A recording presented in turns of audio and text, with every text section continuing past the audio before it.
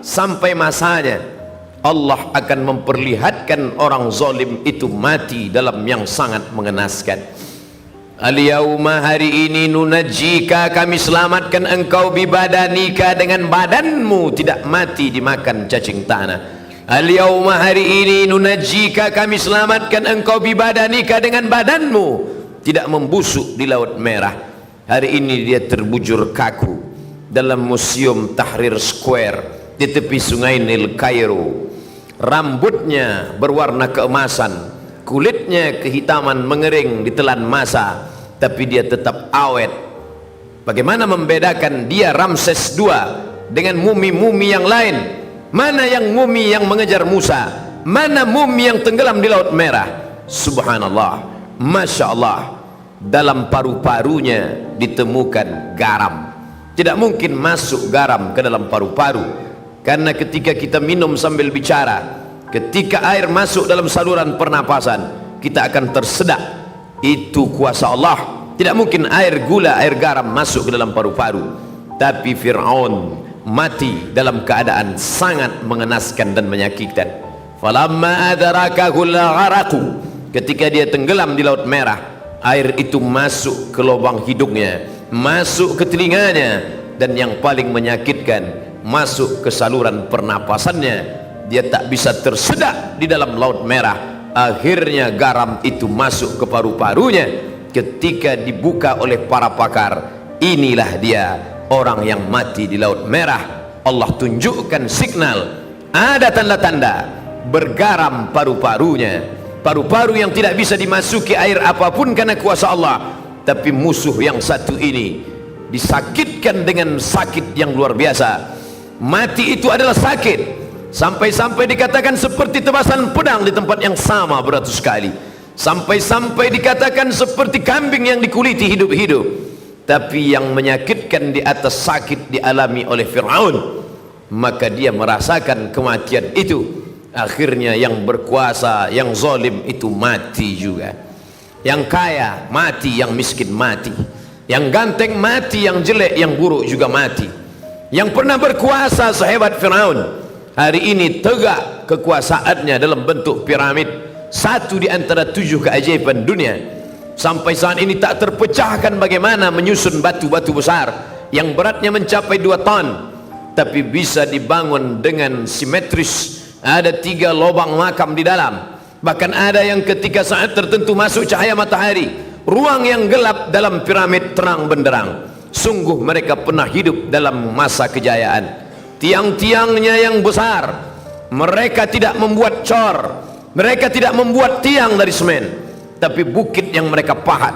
Wa tanhituna minal jibali buyuta, ada di antara mereka yang sanggup memahat bukit menjadi rumah. Prancis tertarik melihat tiang yang besar itu. Mereka bawa kapal membawa tiang besar dari Mesir menuju Paris, Prancis. Sampai hari ini mereka tegakkan di tengah kota Paris. Apa maknanya? Generasi belakangan tertarik dengan peninggalan-peninggalan Fir'aun, tapi itu semua hanya sebagai saksi sejarah bahwa orang yang zalim berkuasa itu pada akhirnya mati. Ibrahim meninggal, Namruz mati. Musa meninggal dunia, Fir'aun mati. Isa diangkat oleh Allah ke tempat kemuliaan. Herodes, pendeta-pendeta Yahudi yang bersekongkol dengan tentara Romawi, mati. Muhammad sallallahu alaihi wasallam meninggal dalam husnul khatimah. Fir'aun, Abu Jahal, Abu Lahab, semuanya juga mati. Manusia mati meninggalkan nama. Binatang akan mati meninggalkan belang. Harimau mati meninggalkan belang. Gajah mati meninggalkan gading. Manusia mati meninggalkan nama. Nama yang baik atau nama yang buruk.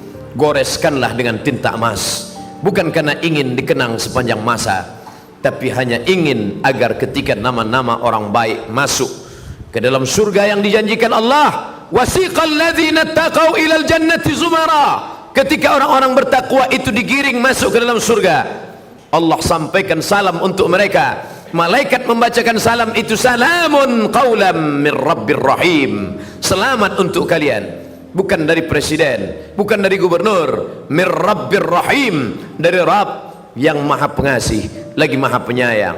Saat itu mereka diundang dengan undangan kebaikan, dengan undangan kelembutan. Ya ayyatuhan nafsul mutmainnah, wahai jiwa yang tenang, irji'i, kembalilah.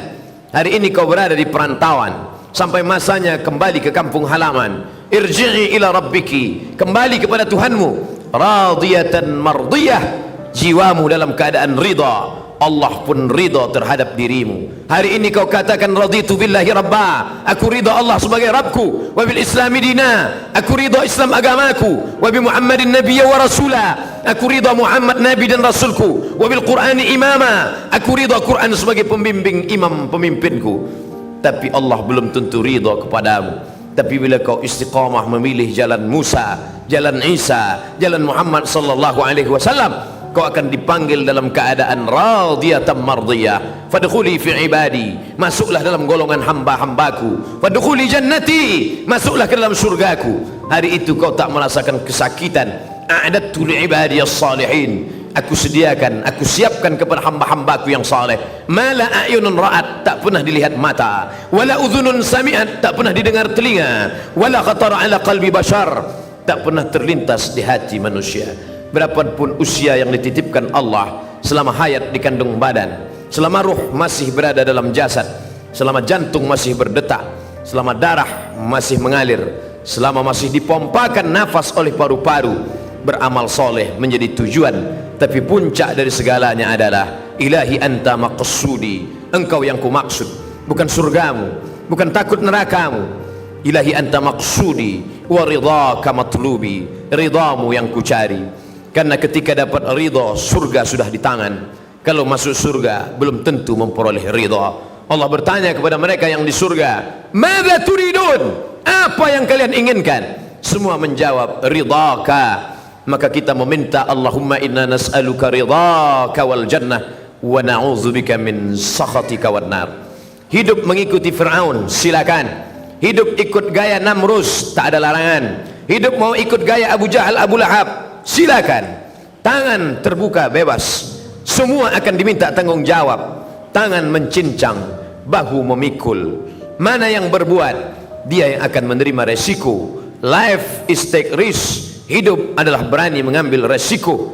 Isma syi'ta, hidup sesukamu. Fa innaka mayyit, tapi ingat, kau akan jadi mayat, kau akan jadi bangkai. Tapi kau tidak selesai sekedar dijepit tanah. Kau punya ruh yang akan diminta tanggung jawab di hadapan Allah. Kelak semua akan ditanya. Siapkanlah diri menjawab pertanyaan itu.